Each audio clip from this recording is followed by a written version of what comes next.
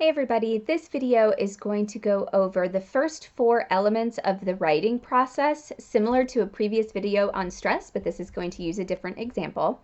So be sure to like and subscribe below to keep these videos coming. So we're going to start with the writing process and looking at those 4 elements at the very beginning. So brainstorming, where you're dumping everything that you know about the topic on paper first.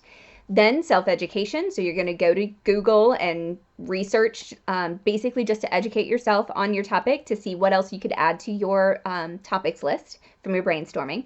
Then you're going to look at all of those topics and try to group them together by like terms.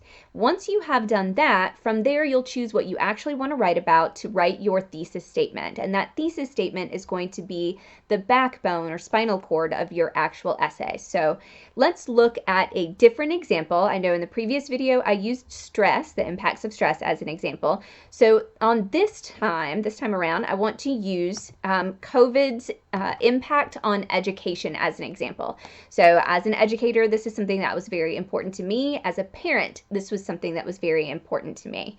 And then I have students that I care about, and also my children are students.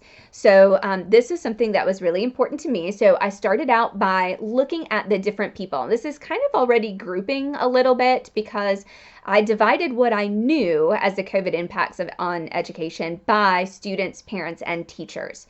So students faced academic loss of friends, or the loss of the ability to make friends. I know I had a kindergartner during the COVID year. Cooperative learning, of course, we don't have group work much during that time.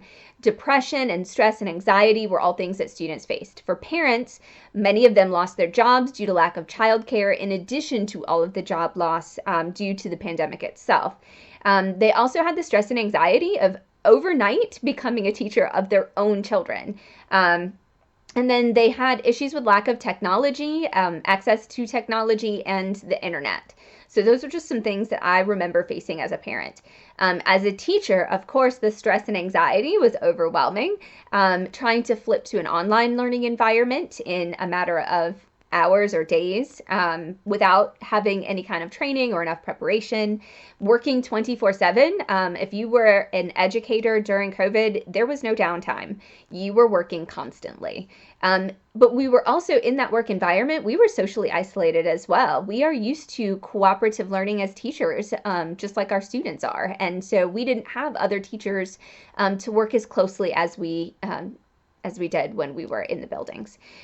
We could not reach some students, whether it was physically getting a hold of students or the ability to one-on-one reach a student. That was an issue. And then we had our own childcare issues. All of a sudden, not only are we teaching hundreds of students online, I know that semester I had about, I don't know, 125 students-ish. And then I had my own kids at home. So that was an issue. So this is what I did in terms of brainstorming, writing down all of those things.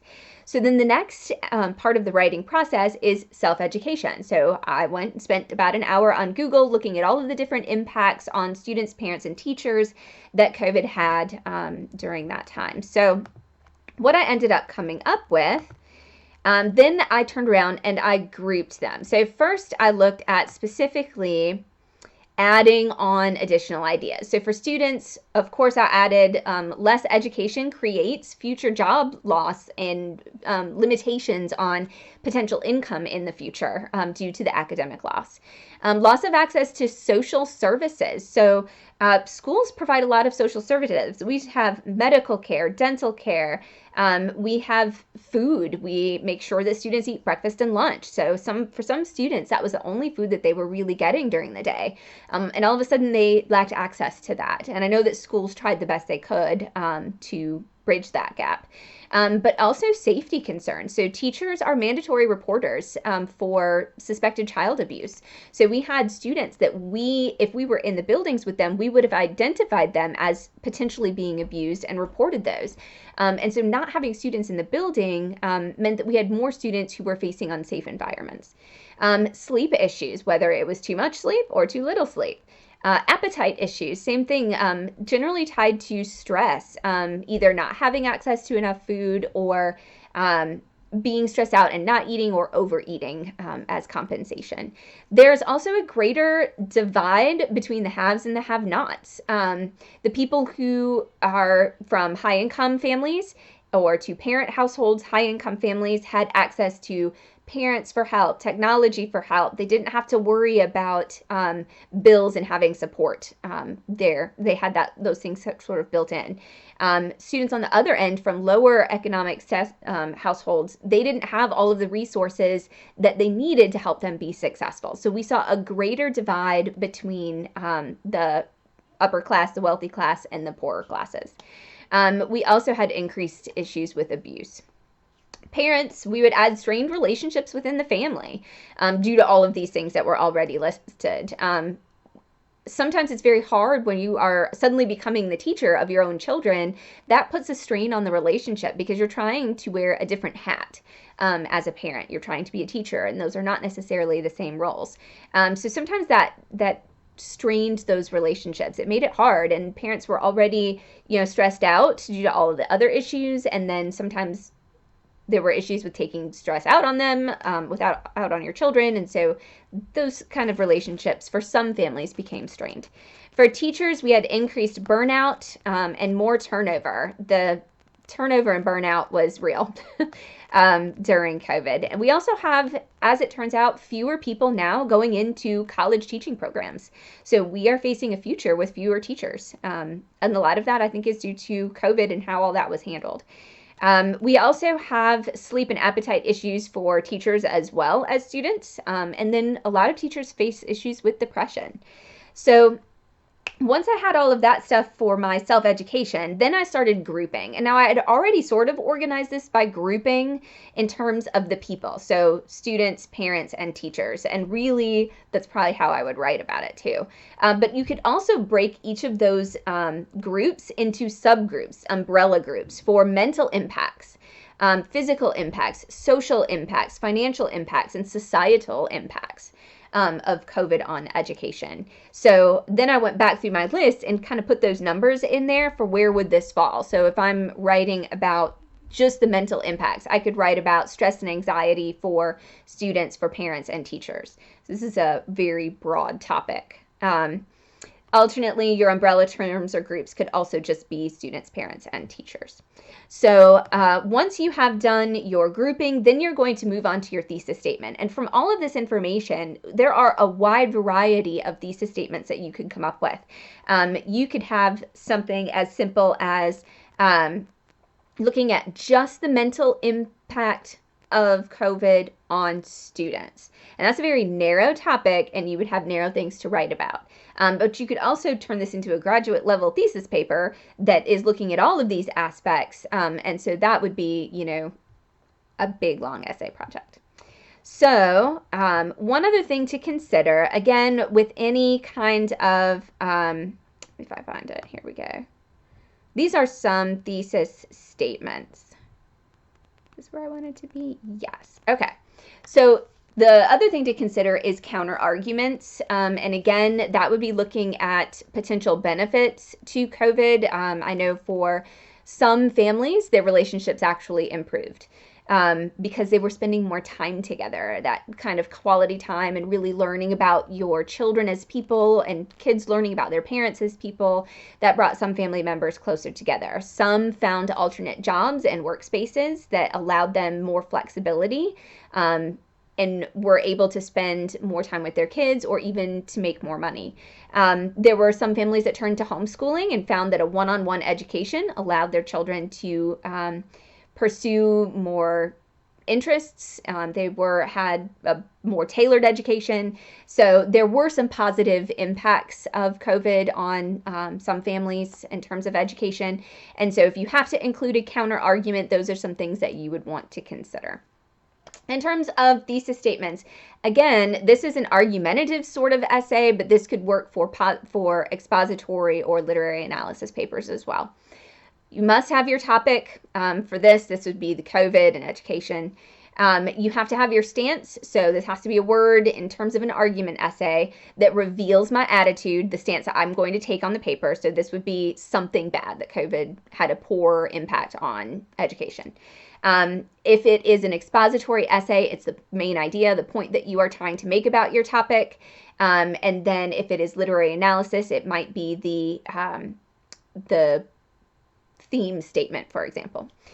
Then it has to include the 3 topics that you are going to be writing about. These are the things that you are going to write about in your body paragraphs or body sections if it's multiple paragraphs. So, for example, the COVID pandemic negatively impacted the mental health of students, parents, and teachers alike. So this is taking a more narrowed perspective. We're only looking at mental health stuff. So I would go back to my brainstorming and only be looking at the things I flagged as mental health. COVID pandemic is your topic. The stance is revealed through the word negatively. And then students, parents, and teachers are going to be my 3 body sections. So I'm going to look at the mental health for students, mental health for parents, mental health for teachers. That's the structure and flow of my essay. And again, whatever order I mention them in the thesis statement must be the order of the body paragraphs or body sections in the essay.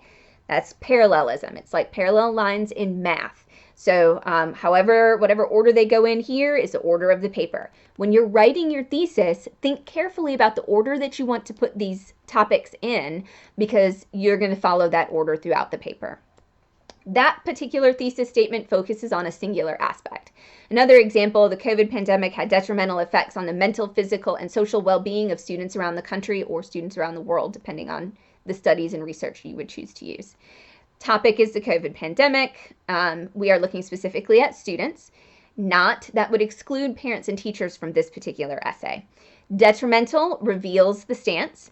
And then the 3 topics would be mental, physical, and social well-being. So that's the structure of my body paragraphs or body sections.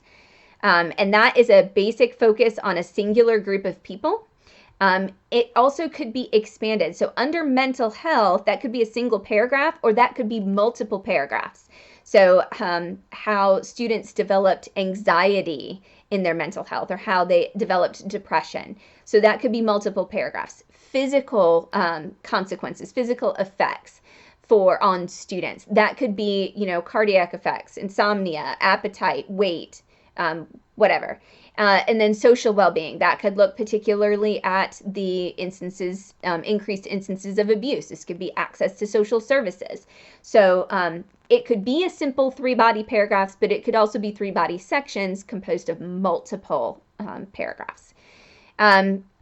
Then the last one is an example. The COVID pandemic had vast detrimental impacts on multiple aspects of life for students, parents, and teachers alike. This would be your master's level thesis, right? This is very broad. It's geared toward a post-secondary length essay. So this is like English 112 or higher, because you are looking at all of those different aspects, the mental ones, the physical ones, the social ones, the financial ones, the societal. You're looking at 5 different aspects for 3 different groups of people. That's a bare minimum of 18 body paragraphs. So that's a huge essay project right there. But again, thesis follows the exact same pattern. Topic, stance, the 3 topics that you'll write about in the essay. Now this has to tackle students first, and you could break the students into students' mental health, students' physical health, students' social health, so you've broken it down, and now you've got, a multi-page essay. If you have to include a counter argument, again, you can include a counter argument phrase in your thesis statement to note that will be a part of your essay at some point. For example, while some people experienced benefits within education during the pandemic, this essay is going to focus on those other things. So the rest of your thesis would come next. Despite some educational benefits to the COVID pandemic, and then the rest of your thesis. Although there were some positive effects on education during the pandemic, and then the rest of your thesis. That just acknowledges for your reader, hey, at some point, I am going to mention these positive things somewhere in the essay. So this is basically another example of how to do brainstorming, how to self-educate, add more things to your list, how to group those items, and how to use those groups to write a thesis statement that could be as simple as what you could write as a middle school student, or something that is a more graduate level thesis analysis. So I hope that this helps, and good luck on your project, and have a great day.